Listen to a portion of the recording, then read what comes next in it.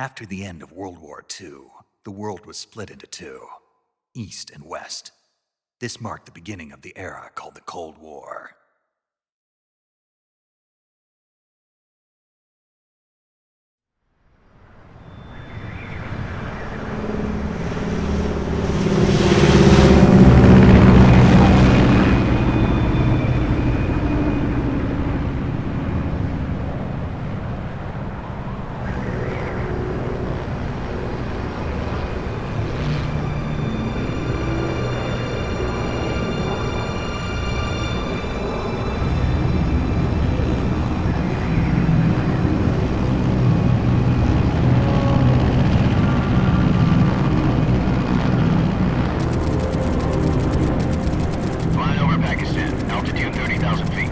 Approaching Soviet airspace. 20 minutes to drop off. Commencing internal depressurization. Equipment check. Arm main parachute. All right. You ready to go? Drop zone still showing a high pressure mass. Cav okay. Good. We've got high visibility.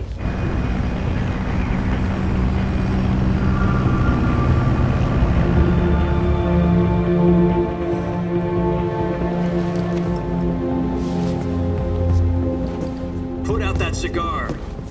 Connecting oxygen hose to interior connector. Put on your mask.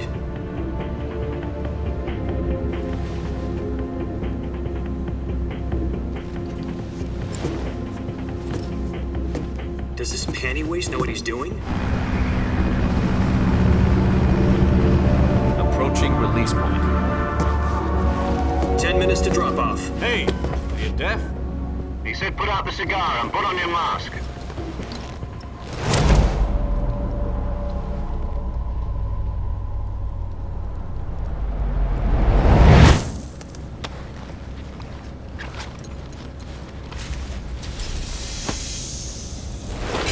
Depressurization complete. Checking oxygen supply. 6 minutes to drop off. Opening rear hatch.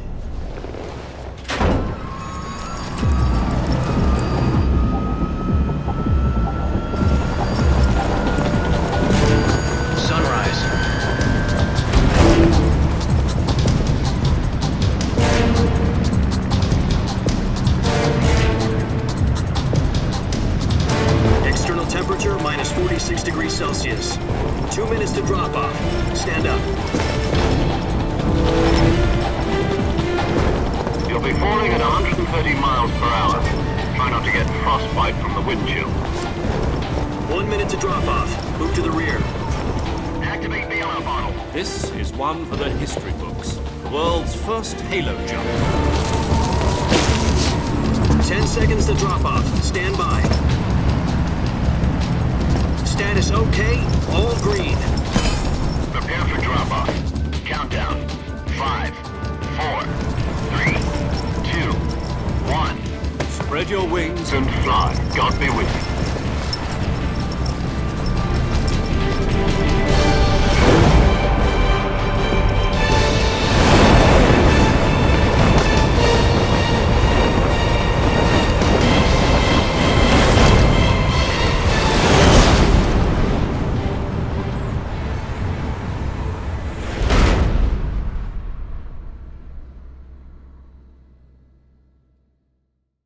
Jack, I've got some important news.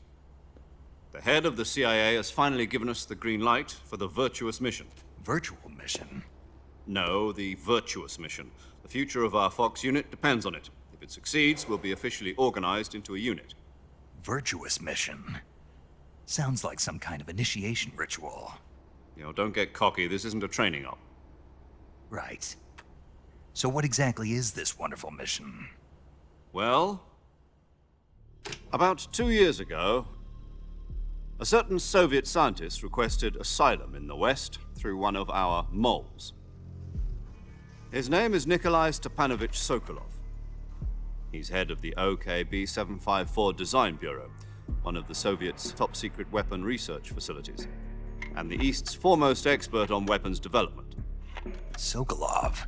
Isn't he that famous rocket scientist? The very same. On April the 12th, 1961, the Soviets achieved the first manned spaceflight in history. The Earth was blue, but there was no God. Well spoken. The rocket that carried Yuri Gagarin into orbit was the A-1, known as the Vostok rocket. Sokolov is said to be the man most responsible for the multi-engine cluster used in that rocket. After Gagarin's flight, Sokolov left rocket development to become the head of the newly established Design Bureau. From a lowly technician to head of a design bureau, that's quite a success story, so why do you want to defect? It seems he'd become afraid of his own creations. Afraid? Call it a crisis of conscience. And for that, he left his country and his family behind and went over the fence? Not exactly. One of his conditions was that his family was also to be taken safely to the west. We used a mole to get the family out first and succeeded in sneaking Sokolov over the Berlin Wall shortly afterwards. I was the one who conducted the operation. The security on the eastern side was still full of holes back then. Then what? We got Sokolov over in one piece, but the whole ordeal had left him exhausted, and we checked him into a hospital in West Berlin. It took him 2 weeks and more than 600 miles to get from the research facility in the Soviet Union to Berlin. He was in no condition to say anything coherent. And it was only a week later that we had something much bigger on our hands. The Cuban Missile Crisis. October the 16th, 1962, President Kennedy received word that the Soviets were in the process of deploying intermediate-range ballistic missiles in Cuba. The president demanded that the Soviets dismantle and remove the missiles. At the same time, he announced a naval blockade to prevent further missile shipments from reaching Cuba. But the Soviets didn't back down, instead placing their armed forces on secondary alert. Soviet transport ships carrying missiles continued on course towards Cuba. US and Soviet forces went on alert for an all-out nuclear war. Frantic negotiations were conducted through the UN's Emergency Security Council and unofficial channels to end the hair-trigger standoff. Finally, on October the 28th, the Soviet Union agreed to remove its missiles from Cuba. And so the world avoided a nuclear holocaust. But in order to get the Soviets to pull their missiles out, we had to make a deal. You mean the one where the US agreed to remove its IRBMs from Turkey? No. The Jupiter IRBMs deployed in Turkey were obsolete, and we were going to get rid of them anyway. They had no strategic value whatsoever to either the US or the Russians. The Turkey deal was a ruse, a cover story that was fed to the other intelligence agencies around the world. So what did the Russians really want? Sokolov. They wanted us to return Sokolov. You mean the Soviets pulled out of Cuba just to get their hands on Sokolov? That's right. What the hell was he working on? At the time, we had no idea. We were running out of time. It was either give up Sokolov or risk full-scale nuclear war. In the end, we had no choice. President Kennedy gave in to Khrushchev's demand. The next day, I got Sokolov out of the hospital, handing him over to agents on the eastern side. Sokolov kept on screaming, "Save me," until he disappeared from my sight. Then a month ago, we received some new information from one of our moles. About Sokolov? Yes.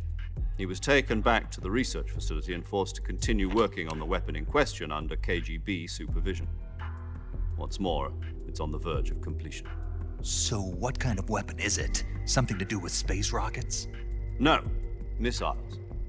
Same technology. I guess you're right. We don't know the details, but it appears to be a new kind of nuclear device.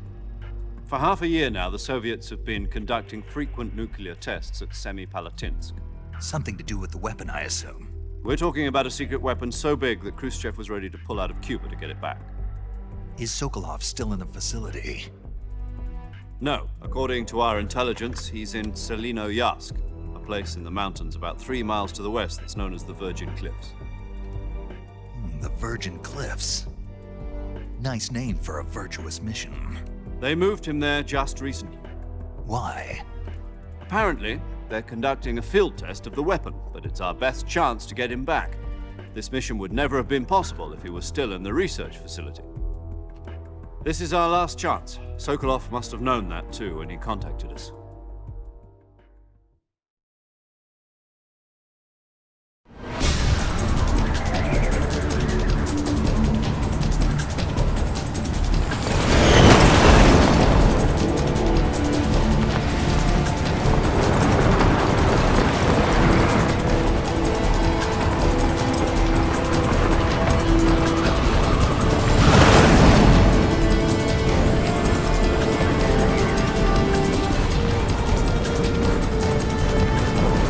Listen up, Jack. Your mission is to infiltrate Selino Yask in the Soviet mountains, ensure the safety of Sokolov, and bring him back to the west.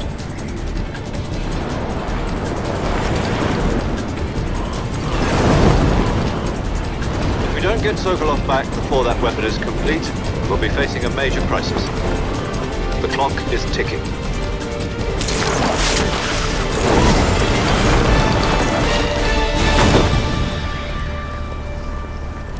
Once we've confirmed the rescue of Sokolov, stand by at the recovery point. A recovery balloon will be dropped at that point.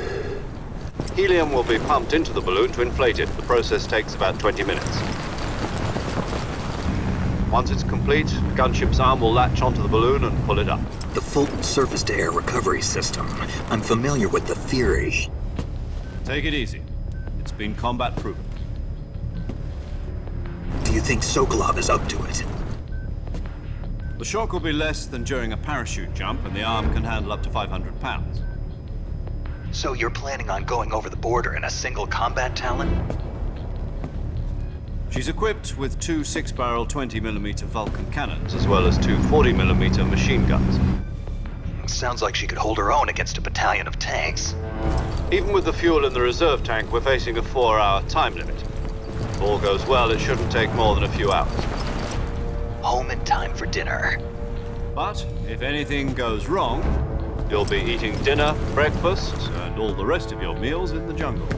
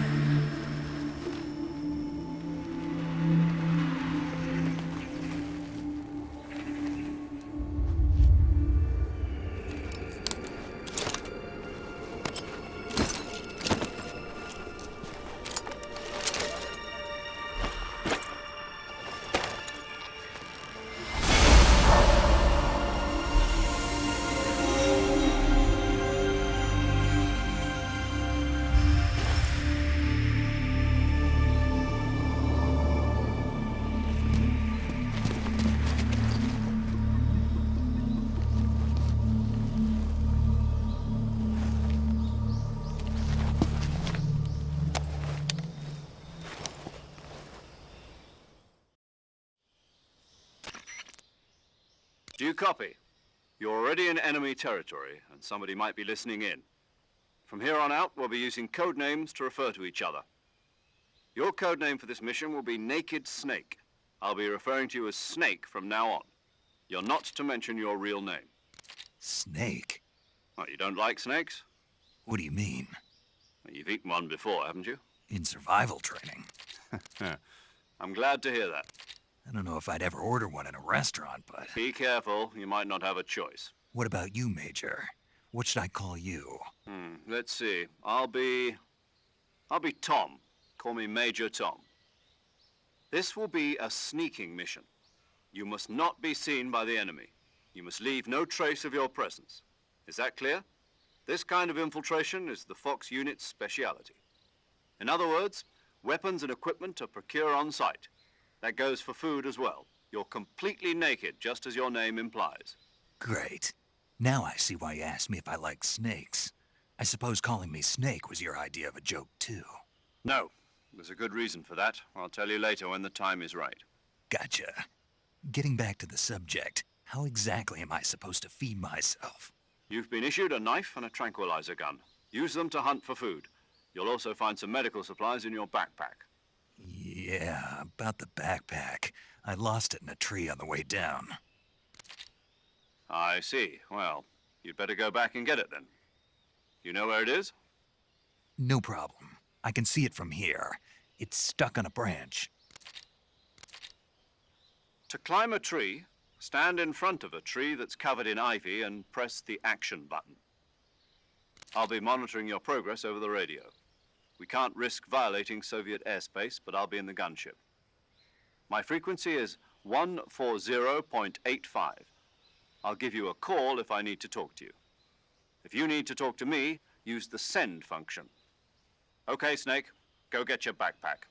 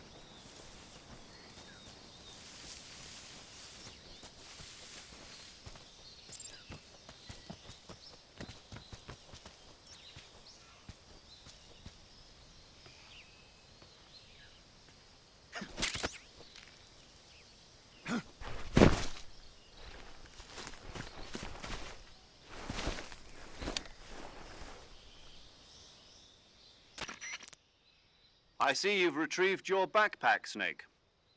To equip a weapon, it's necessary to take it out of your backpack. In the survival viewer, choose Weapon from the backpack. Your available weapons will be displayed in a list on the screen. From that list, choose the weapon you want to equip and press the Enter button. For other equipped items, just do the same thing from Item. Got it. Use the survival viewer backpack. Yep, that's right. Survival is fundamental to this mission. After you've been out in the field for a while, your stamina will start to drop. If your stamina gets too low, it'll affect your performance. You won't be able to shoot accurately, for example, and your wounds won't heal as smoothly. Keep an eye on your stamina so you don't run out. To recover lost stamina, you can hunt for local flora and fauna. You can use either your tranquilizer gun or your knife to hunt. My only weapon is a Mark 22 Hush Puppy tranquilizer gun? That's right. It's been fitted with its own suppressor. However, the suppressor will deteriorate every time you fire. Once its durability reaches 0, the noise suppression effect will be gone. So don't get too trigger happy with it. The suppressor's durability is shown in the icon. Any weapons and equipment beyond what you're carrying now, you'll have to find as you go. I have to find my own weapons and equipment? Whose crazy idea was this anyway? Solo covert actions are standard Fox operating procedure. You can't leave any traces of your presence. No weapons, equipment, footprints, sweat, or bodily waste. The same goes for bullets and cartridges, too. Your presence in enemy territory is already a violation of international conventions of warfare. There aren't supposed to be any American soldiers in Russia. It could spark an international incident. You can't let anyone see you. You can't let the enemy know you're there. This is a stealth mission. You're a ghost, Snake, in every sense of the word. And there'll be no rescue if you're captured. The military and US government will deny any involvement in the affair. Then I'll just have to take care of myself, huh? I'm afraid so. You've been given a fake death pill for that purpose. SIS guidelines stipulate that soldiers on covert ops like this one be issued a potassium cyanide capsule. Tape it to your body so you can take it when you need to. How generous of you. Use it if you're taken prisoner by the enemy. It'll send you into a state of false death for a short time. Fooling them into thinking that I'm really dead. So how do I come back to life? Just take the revival pill. You mean that thing they put in my tooth before the mission? That's the one. But be careful. If you remain in a state of false death for too long, nothing will be able to bring you back. Remember that. I'll keep it in mind. You said this was a solo mission, right? Right. I guess that means I can't count on any reinforcements. Correct. The mission rests entirely in your hands. A real one-man army. Relax. There's a support team ready to back you up over the radio. Who? I'll introduce them to you. This time, survival is of utmost importance. The first member of the support team will be in charge of monitoring your physical condition, acting as a medic, so to speak, as well as recording your mission data. She's a member of Fox as well, and she's here on the gunship with me. She? Hello, Snake. I'm paramedic. Nice to meet you. Paramedic. As in a medic who comes in by parachute. Aren't you going to tell me your real name? Are you going to tell me yours, Mr. Snake? My name, huh? It's John Doe. And they call you Jack for short. You're a regular Captain Nemo. A name means nothing on the battlefield. After a week, no one has a name. What's your name? Jane Doe. Very funny. I wasn't joking, but I'll tell you my name only if you manage to make it back alive. My frequency is 145.73. She's also in charge of recording your mission data. Whenever you want to save, send a message over the reserved save frequency, 140.96. So saving lets me record my mission data. That's right. It also records the state of your health. Good to know. There's one more person I want to introduce you to, Snake. Huh? Speaking of snakes, you remember the boss, don't you? A legendary soldier and your mentor. Actually, it was the boss that got the DCI's authorization in the first place. She's going to be serving as Fox's mission advisor. The boss is? She also helped me plan this mission. She and I were at SAS together. Jack, is that you? How many years has it been? Boss? That's right. It's me. Talk to me. Let me hear your voice. It's been 5 years, 72 days, and 18 hours. You've lost weight. You can tell just by the sound of my voice. Of course I can. I know all about you. Really? Well, I don't know anything about you. What's that supposed to mean? Why'd you disappear on me all of a sudden? I was on a top secret mission. You didn't need me anymore. But there were still so many things I wanted you to teach me. No, I taught you everything you needed to know about fighting techniques. I taught you all I could. The rest you needed to learn on your own. Techniques, sure. But what about how to think like a soldier? How to think like a soldier? I can't teach you that. A soldier needs to be strong in spirit, body, and technique. And the only thing you can learn from someone else is technique. In fact, technique doesn't even matter. What's most important is spirit. Spirit and body are like two sides of a single coin. They're the same thing. I can't teach you how to think. You'll just have to figure it out for yourself. Listen to me, Jack. Just because soldiers are on the same side right now doesn't mean they always will be. Having personal feelings about your comrades is one of the worst sins you can commit. Politics determine who you face on the battlefield. And politics are a living thing. They change along with the times. Yesterday's good might be tomorrow's evil. Is that why you abandoned me? No, it had nothing to do with you. I already told you, Jack. I was on a top secret mission. A soldier has to follow whatever orders he's given. It's not his place to question why. But you're looking for a reason to fight. You're a natural-born fighter, but you're not quite a soldier. A soldier is a political tool, nothing more. That's doubly true if he's a career soldier. Right and wrong have no place in his mission. He has no enemies and no friends. Only the mission. You follow the orders you're given. That's what being a soldier is. I do whatever I have to get the job done. I don't think about politics. That's not the same thing.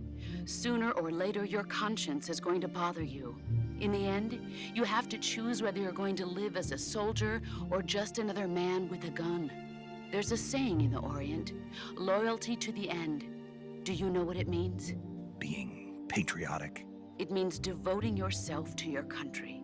I follow the president and the top brass. I'm ready to die for them if necessary. The president and the top brass won't be there forever. Once their terms are up, others will take their place. I follow the will of the leader, no matter who's in charge. People aren't the ones who dictate the missions. Then who does? The times. People's values change over time, and so do the leaders of a country. So there's no such thing as an enemy in absolute terms. The enemies we fight are only enemies in relative terms, constantly changing with the times. As long as we have loyalty to the end, there's no point in believing in anything, even in those we love. And that's the way a soldier's supposed to think? The only thing we can believe in with absolute certainty is the mission, Jack. All right, but do me a favor. What is it? Call me Snake. Snake. Oh, right. Your codename is Snake. It suits you well. That's right. The legendary unit that the boss put together during World War II was a snake. The Cobra unit, a group of heroes that brought the war to an end and saved the world. As long as you've got a legendary hero backing you up, you'll be fine. Isn't that right, Snake? Yeah, I can't think of anyone else I'd rather have with me. Oh, and one more thing, boss. Yes? It's good to hear your voice again. Same here. After all, who knows if either of us will make it out alive? Snake, you are always best at urban warfare and infiltrating buildings. But this is the jungle. Survival is going to be key. Those CQC techniques I taught you are sure to come in handy. CQC? Close quarters combat, huh? I've been in the Green Berets for the past few years. I'm probably pretty rusty. Not to worry. I'll be here to help you remember. After all, this is your first actual survival mission. I'll be supporting you over the radio. Where are you, boss? Next to the Major? The boss is communicating with us by radio from aboard a Permit-class submarine in the Arctic Ocean. My frequency is 141.80. Call me if you need my advice on battle techniques. Gotcha. Your mission is to retrieve Dr. Sokolov. Dr. Sokolov is being held in an abandoned factory located to the north of your current position. Avoid heavy combat and don't let anyone see you. Don't forget that this is a stealth mission. Snake, try to remember some of the basics of CQC.